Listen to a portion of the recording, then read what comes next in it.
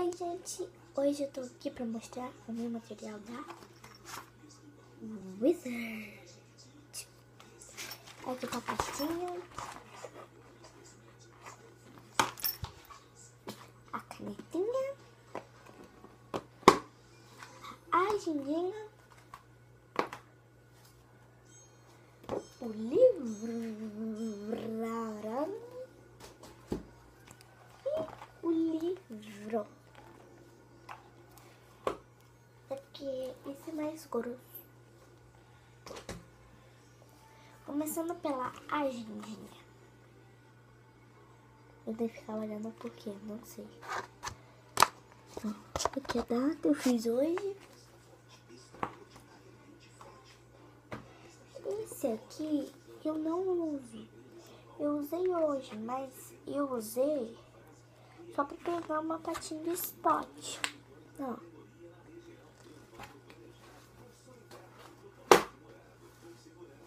Também tem que olhar pra trás pra pegar as coisas.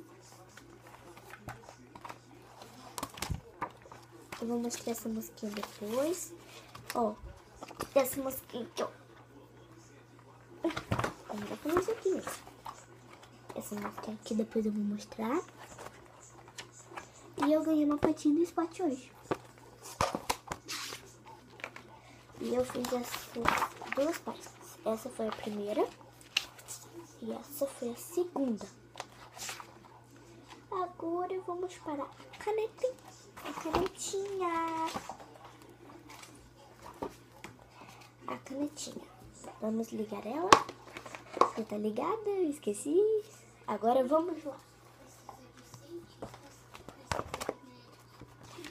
Quando eu tava pegando a pastinha, tava assim. Da música. É a segunda música.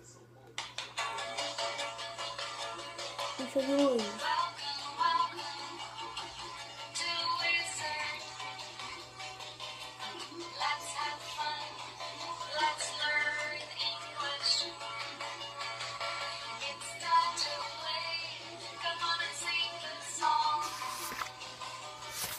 Come along, it's a nice day. Outra.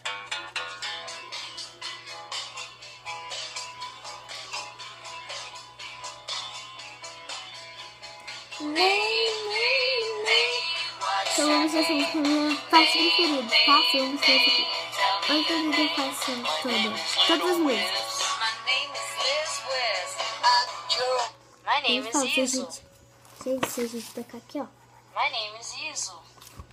Então, gente, foi isso e tchau, tchau. Até o próximo vídeo.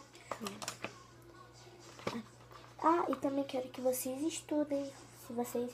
Ó, tem campus e aqui, tá? Tchau. Calma aí.